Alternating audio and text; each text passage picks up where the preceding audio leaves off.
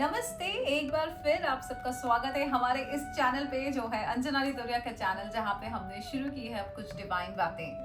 पहला मेरा इंट्रोडक्शन था, हाय दिस इज अंजना रितोरिया, 40 से 40 करोड़ लॉकडाउन के वो 40 दिन के ऑथर, जिसका इंग्लिश वर्जन है 40 to 40 million which is available on Amazon। मेरी एक और बुक है करोड़ों की बातें, और करोड़ों की बातें करते करते मैंने डिवाइन बातें शुरू की है। आज फिर इसी श्रृंखला में आपको कुछ डिवाइन बातें बताती हूँ। आज मैं आपको बताना चाहती हूँ नाम का क्या महत्व है हमारे जीवन में। और नाम की जब बात करते हैं तो एक नाम हमारे पास आ जाता है, राम।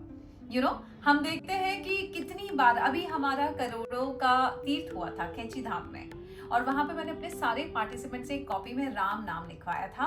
और कहते हैं नीम करोड़ी बाबा राम राम राम राम लिखा करते थे हर डायरी में। और क्यों लिखते हैं सब राम, क्या है राम का महत्व। नाम में कितना होता है महत्व। आजकल माता पिता बच्चों के कुछ भी नाम रख देते हैं बिना सोचे समझे। बताना चाहती हूँ कि नाम में बहुत महत्व होता है। ये मुझे तब पता पड़ा जब मैंने राम जी की एक कहानी सुनी। एक पहले राम जी की कहानी सुनाती हूँ आपको कि जब हनुमान जी को लंका जाना था और पुल बना रहे थे, वो सब पुल बनाते समय पत्थरों पे राम राम लिख रहे थे, क्योंकि ब्रिज बनाना था पत्थरों से और पत्थर डूबे ना। हनुमान जी को लगा राम नाम लिख देते हैं तो वो डूबेगा नहीं। वानर लोग सब बेचारे पत्थर पे ऐसे राम लिख रहे थे और पत्थर को समुद्र पे लगा रहे थे पुल बनाने के लिए। राम दूर से देख रहे थे और राम को लगा, अरे ये लोग कब तक राम राम लिखेंगे हर पत्थर पे और ब्रिज बनाएंगे, और मेरा ही तो नाम लिख रहे हैं। तो मैं क्या करता हूँ, मैं खुद ही पत्थर रख देता हूँ और ब्रिज बन जाएगा। लेकिन राम जी को लगा अगर डूब गया तो राम ने सोचा चलो ट्राई करते हैं। तो राम जरा छुप के एक पत्थर को लेके गए और ऐसे करके उसमें समुद्र में डाला और वो पत्थर डूब गया। जब वो ये कर रहे थे, हनुमान जी ने चुपके से देख लिया। हनुमान जी राम जी के पास आए, बोले राम जी आप में उतना दम नहीं है जितना आपके नाम में दम है। इसीलिए पत्थर पे वो राम राम लिख रहे थे। और इस बात से एक और पर्सपेक्टिव निकलता है कि जब राम ने कोई पत्थर लिया और उन्होंने डुबोया, तो जिसको राम ने डुबो दिया वो कैसे तैरेगा। राम जी ने वो पत्थर डाल दिया था पानी में, वो कैसे तैर सकता था। राम का इतना महत्व है। अब यहाँ पे मैं एक और राम नाम से एक कहानी जुड़ी हुई है वो भी सुनाना चाहती हूँ। शिव जी के पास, हम सब जानते हैं शिव जी को राम बहुत पसंद है। शिव जी के पास, शिव जी के 3 पुत्र हैं, देव, दानव और मानव। देव, दानव और मानव, जैसे कि हम सब जानते हैं माता पिता के पास हमेशा पुत्र लोग आ जाते हैं जायदाद का बंटवारा करने। ये देव, दानव, मानव, शिव जी के 3 पुत्र, ये शिव जी के पास गए कि आपके पास 1 करोड़ श्लोकों की संपदा है, मतलब 1 करोड़ श्लोक है। देखिए इस जमाने में आजकल बच्चे प्रॉपर्टीज मांगते हैं, पहले के जमाने में श्लोक वगैरह ही संपदा हुआ करते थे, संपत्ति हुआ करते थे। तीनों बच्चों ने, देव, दानव, मानव ने शिव जी के पास जाके महादेव को बोला कि पिताजी आपके पास 1 करोड़ श्लोकों की संपत्ति है, आप हम तीनों के बीच में उसका बंटवारा कर दो। शिव जी तो शिव जी हैं, उन्होंने कहा ठीक है बंटवारा कर देते हैं। तो उन्होंने क्या किया, 33 लाख 33 लाख 33 लाख तीनों पुत्रों में बांट दिया। अब 33 लाख 33 लाख 33 लाख श्लोक बांटने के बाद देव, दानव, मानव तीनों पुत्र कहाँ बैठने वाले थे शांति से। उन्हें अभी भी वो 1 लाख श्लोक नजर आ रहे थे जो महादेव के पास बचे हुए थे। तो तीनों ने कहा पिताजी अभी भी आपके पास 1 लाख श्लोक बचे हुए हैं, इनका आप क्या करोगे। वो भी हमें दे दो। महादेव तो महादेव है, उन्होंने कहा ठीक है। तो उन्होंने फिर 33,000 श्लोक फिर उन तीनों बच्चों में बराबरी में बांट दिया। अब महादेव के पास बचे थे 1000 श्लोक। अब 1000 श्लोक पे भी उन बेटों की नियत थी, वो बोले पिताजी अभी भी आपके पास 1000 श्लोक है, इनका भी हमारे बीच में बंटवारा कर दीजिए, आप क्या करेंगे।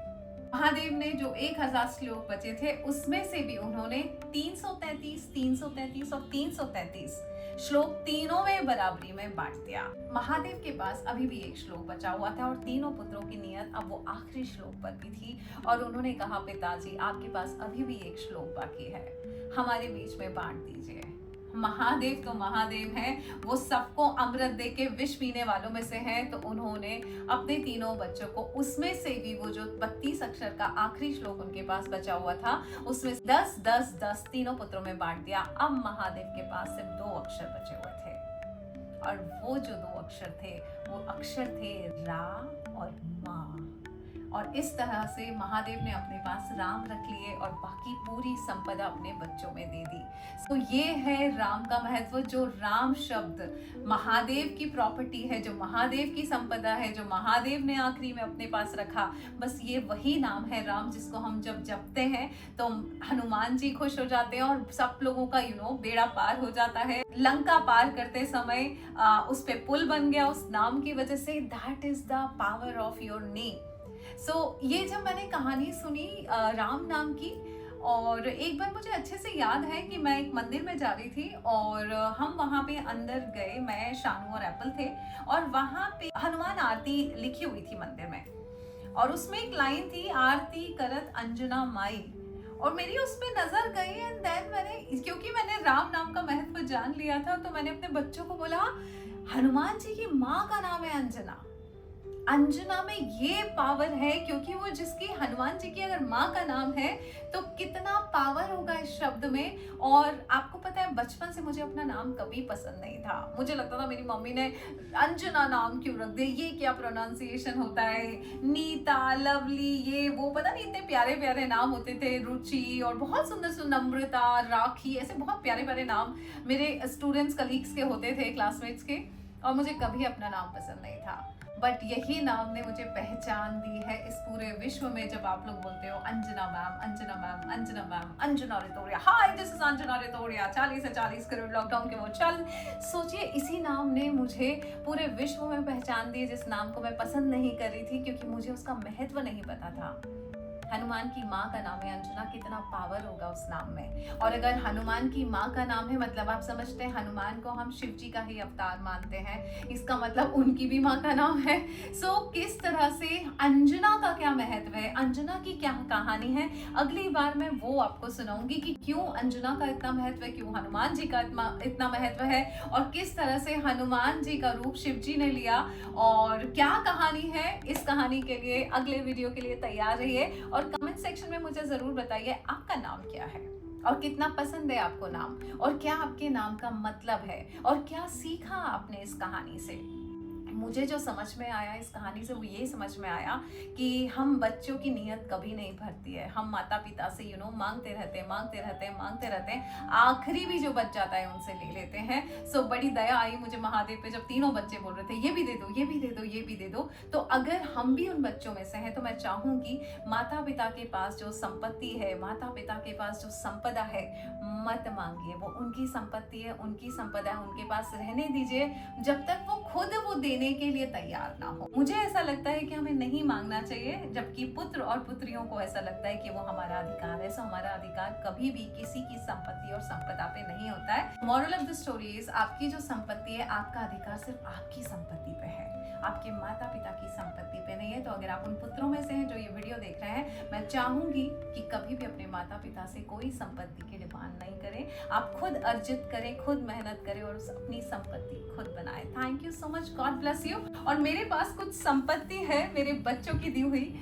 आज एक चिट्ठी खोल देते हैं और महादेव को दे देते हैं। आज महादेव की कहानी सुना रहे हैं, तो आज महादेव को जिम्मेदारी देते हैं। देखते हैं आज किसकी चिट्ठी निकलती है महादेव के लिए। महादेव, आज आपके लिए। सो ये काम आज शिव जी को दिया जाए। हाँ, मुझे मेरी सेहत अच्छी चाहिए, बट इस पे नाम नहीं है। जिसकी भी ये चिट्ठी है कलर वाली, और जिसने ये लिखा था, आपकी सेहत बहुत अच्छी हो। अब महादेव को दे रही हूँ मैं आपकी चिट्ठी। महादेव इनकी सेहत अच्छी कीजिए। आपको पता होगा किसका नाम था, बट देखिए नाम की बात कर रहे हो, इस चिट्ठी पे नाम ही नहीं है। कितना जरूरी है नाम का महत्व, और आपने अपनी चिट्ठी पे नाम ही नहीं लिखा। कैसे सुनाऊं मैं महादेव को आपकी विश, क्योंकि आपका नाम नहीं है। सो नाम का इतना महत्व है गाइस। जहां भी कहीं भी कोशिश करें, अपना पूरा नाम लिखें, अपनी आइडेंटिटी हमेशा लोगों को बताएं। यही नाम आपको विश्व विख्यात कर सकता है, जो आपके माता पिता ने आपको नाम दिया। Thank you so much and God bless you. ये वीडियो अगर आपके दिल तक पहुंचा है तो समझ लीजिए ये कंटेंट नहीं था, ये आपके जीवन की एक नई यात्रा थी। करोड़ों की बातें करते करते डिवाइन बातें का एक सफर जो अब आपका शुरू हो रहा है। अगर आप आगे बढ़ना चाहते हैं, इस जर्नी का हिस्सा बनना चाहते हैं, तो मैं लाती रहूंगी आपके लिए हर हफ्ते कुछ नई बातें, कुछ डिवाइन बातें। मैं हूँ Anjana Ritoria, bold truth, divine power.